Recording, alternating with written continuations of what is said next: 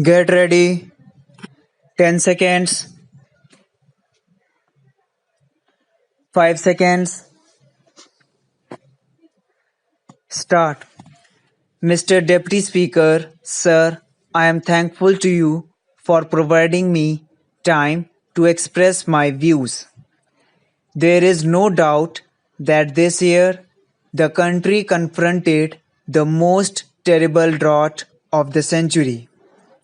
Out of the 35 meteorological divisions in the country, 21 divisions have been affected by drought.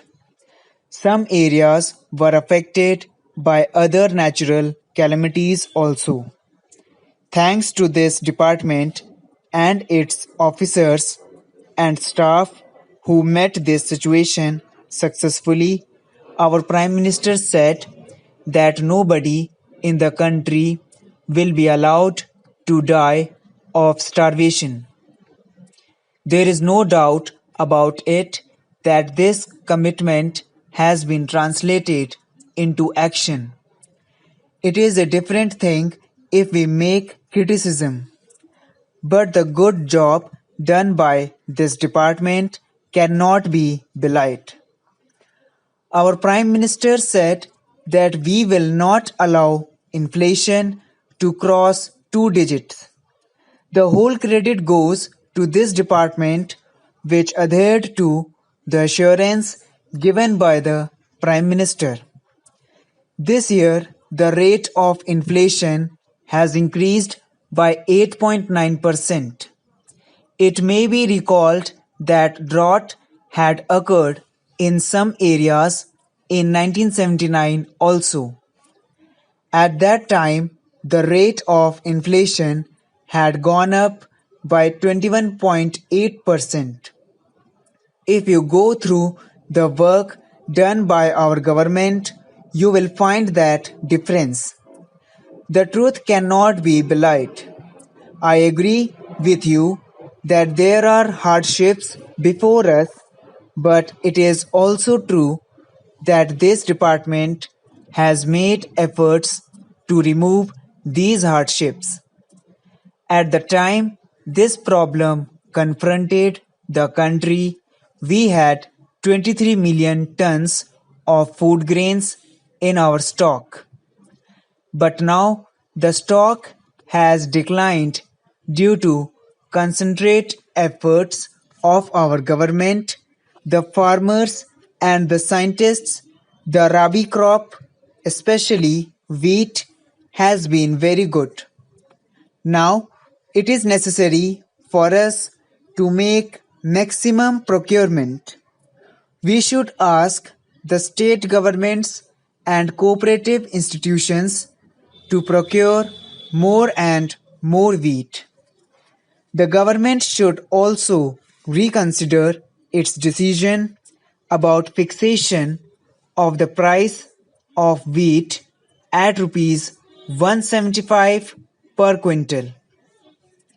Because whenever there is hardship, the price rises. I do not want to repeat the points made by my colleagues. I request the government to pay attention towards the price factor also.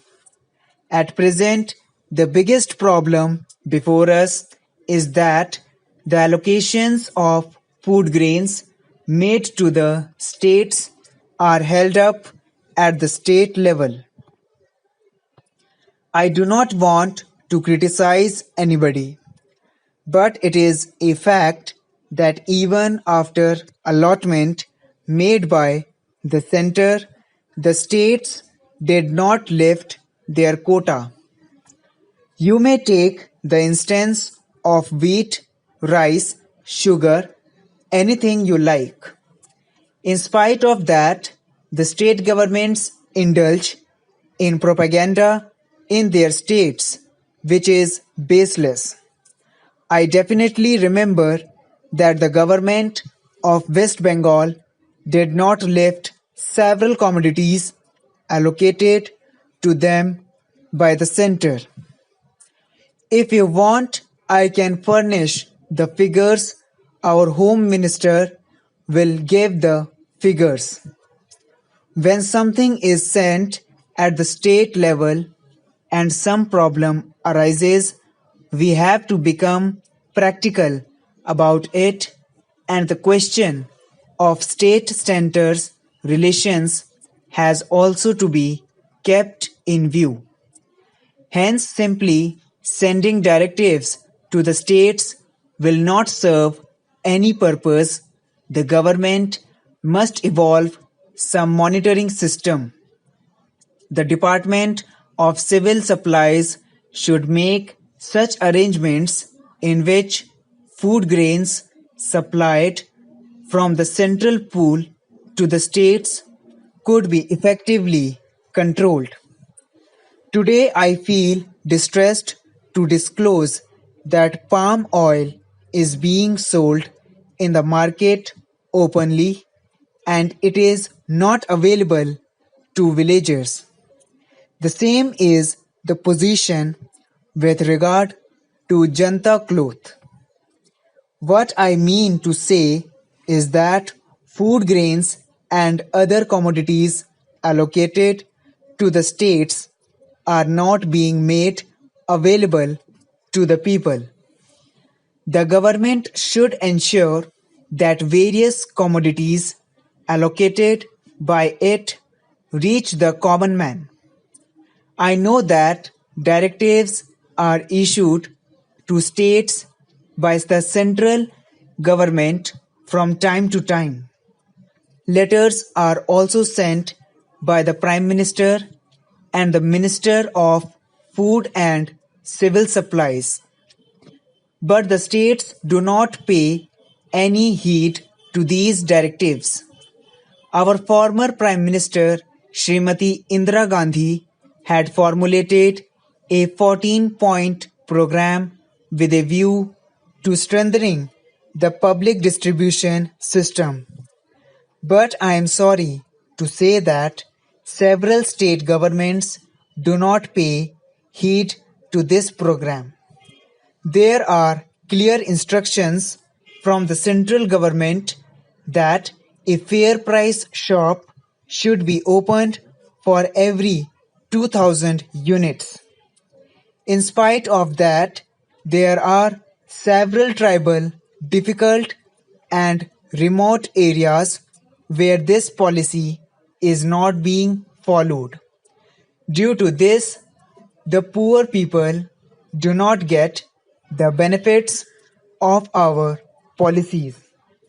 Our Prime Minister and the government said that food grains will be provided to tribals and poor people at cheap rates.